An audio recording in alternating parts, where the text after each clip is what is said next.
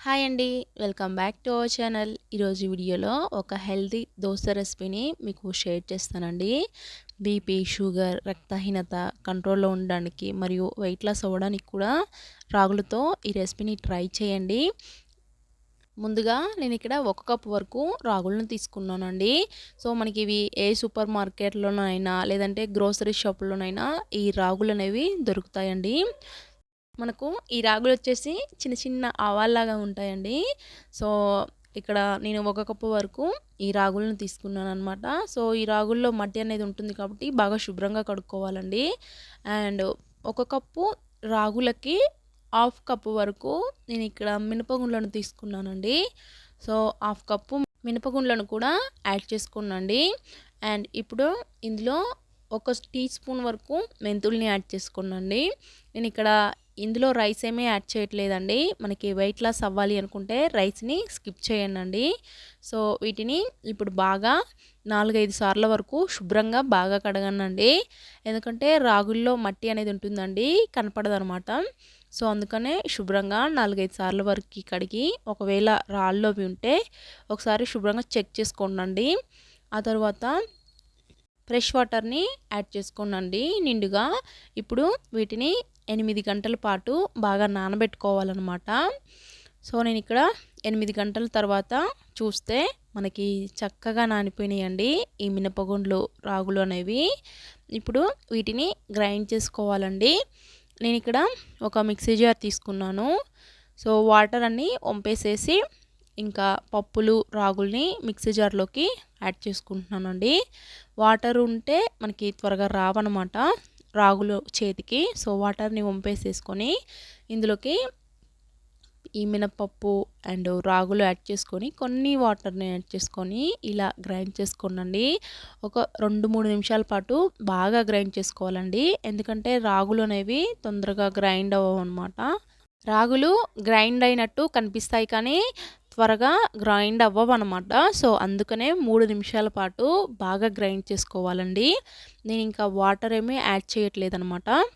So, ఇప్పుడు ఈ పిండినంతా కూడా చేత్తోటి బాగా ఒక 3, 4 సార్లు ఇలా కలుపుకోండండి. ఎందుకంటే పిండి వేడిగా ఉంటుంది కదా!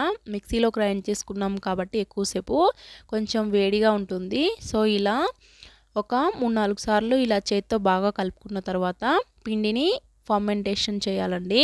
నేనిక్కడ పిండిని ఒక ఓవర్ నైట్ అంతా కూడా వదిలేసాననమాట. పిండి చూసారా చక్కగా ఫర్మెంటేషన్ బాగా అయిందండి. నేనైతే ఇక్కడ ఓవర్ నైట్ అంతా అలా వదిలేసాను. కనీసం 8 గంటలైనా సరే పిండిని అలా వదిలేయాలండి. అప్పుడే దోసలనేవి మనకి చక్కగా వస్తాయన్నమాట, రాగి దోస. ఆ తర్వాత గరిటె తీసుకొని ఇలా ఒకసారి బాగా కలుపుకోండి. ఆ తర్వాత టేస్ట్‌కి సరిపడా సాల్ట్ కూడా కొంచెం యాడ్ చేసుకొని, సాల్ట్ పైన కొద్దిగా వాటర్‌ని కూడా యాడ్ చేసుకొని ఇలా ఒకే డైరెక్షన్‌లో పిండిని కలుపుకోండి. చూస్తున్నారు కదా, పిండి అనేది చక్కగా ఫర్మెంటేషన్ అయిందనమాట. సో, తప్పకుండా ఇదే విధంగా మీరు కూడా తప్పకుండా ట్రై చేయండి. సో, ఇప్పుడు మనకి దోస వేసుకోవడానికి పిండి బ్యాటర్ అనేది చక్కగా రెడీ అయిపోయింది.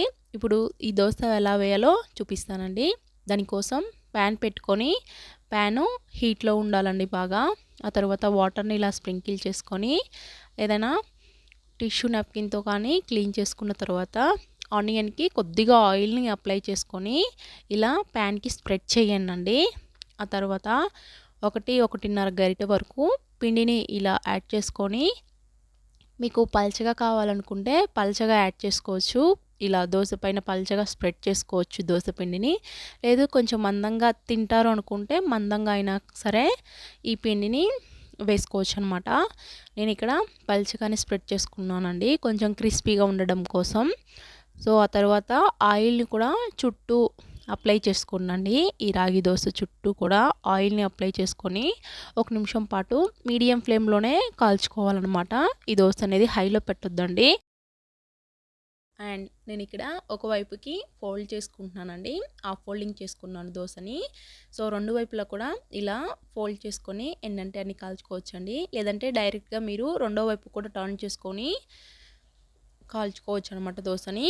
అండ్ దోస వేసే ముందు కంపల్సరీగా వాటర్‌ని స్ప్రింకిల్ చేసుకొని ఇలా ఆనియన్ తోటి ప్యాన్‌కి స్ప్రెడ్ చేయండి. మనకి కొన్నిసార్లు ఏంటంటే దోస ప్యాన్స్ అనేవి సరిగ్గా ఉండక రావన్నమాట దోసలనేవి. అందుకని కంపల్సరీ అలా ఆనియన్‌తో స్ప్రెడ్ చేసుకున్నారంటే పర్ఫెక్ట్‌గా దోసలనేవి ప్యాన్‌కి అంటుకోకుండా వస్తాయండి. సో, నేను ఇక్కడ ఈ దోసల్లోకి టమాటో చట్నీని తీసుకున్నాను. చాలా టేస్టీగా బావుంటాయండి ఈ టమాటో చట్నీతో కూడా.